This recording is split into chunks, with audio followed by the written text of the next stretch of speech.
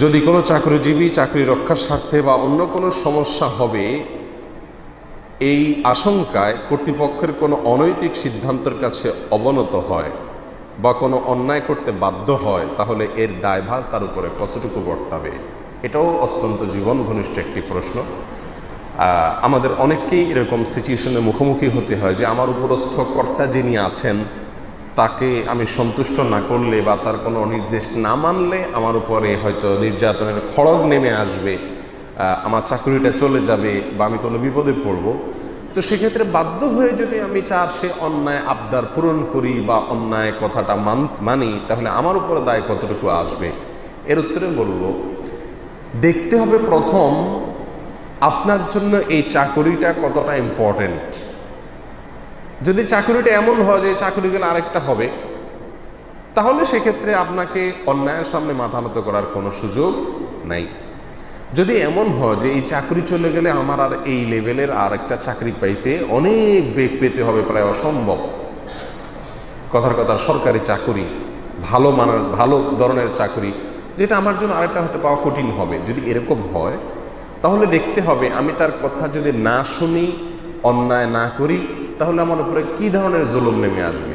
যদি জুলুমটা হালকা পাতলা হয়, তিনি নাখোশ হবেন, হয়তো আমাকে সুযোগ সুবিধা দিবেন না, হয়তো আমাকে সামান্য একটু নিগৃহীত হতে হবে, তাহলেও আপনি তার কথা শুনে অন্যায় করা আপনার জন্য জায়েজ হবে না।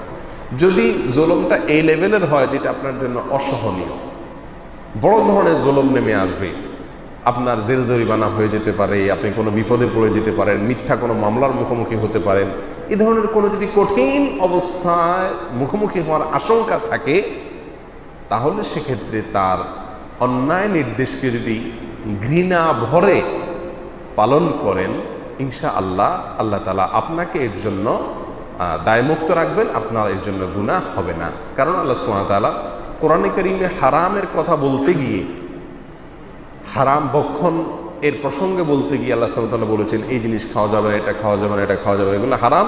শেষে এসে আল্লাহ সুবহানাহু ওয়া তাআলা বলেছেন ইল্লা মাতুরিরতুম, তবে যদি তোমরা বাধ্য হয়ে যাও, নিরুপায় হয়ে যাও, দেয়ালে পিঠ ঠেকে যায়, তাহলে সেক্ষেত্রে তোমাদের জন্য নিষিদ্ধগুলোরও অনুমোদন আছে, শুধুমাত্র ওই কঠিন সিচুয়েশনের জন্য। অন্য আয়াতে আল্লাহ সুবহানাহু ওয়া তাআলা বলেছেন ওয়াত্তাকুল্লাহা মাসতাতা'তুম, যতটুকু সাধ্যে কুলায় ততটুকু আল্লাহকে ভয় করো। আপনার যদি সাধ্যের বাইরে চলে যায়, সেই লেভেলের সমস্যা দেখা যায়, তাহলে আপনি বসের এই অন্যায় নির্দেশ পালন করলে তার প্রতি বা ওই নির্দেশের প্রতি ঘৃণা রেখে আশা করতে পারেন আল্লাহ সুবহানাহু ওয়া তাআলা আপনাকে কি করবেন? ক্ষমা করবেন। তবে এই সকল অবস্থাতে কোনো ইমানদার বান্দা যদি অটল থাকেন, অবিচল থাকেন যে না আমি অন্যায় করব না, চাকরি যায় যাক, যত বড় জুলুম আসে আসুক, তাহলে তিনি হলেন মুত্তাকিদের ইমাম, সর্বোচ্চ তাকওয়ার লেভেলে তিনি উঠে গেছেন। বোঝা গেছে তার ইমানের পারদ অনেক স্ট্রং এবং মজবুত। এটা সব ইমানদারদের হাসিল হয় না। আল্লাহ তাআলা আমাদেরকে এই লেভেলের তাকওয়া অর্জন করার তৌফিক দান করুন।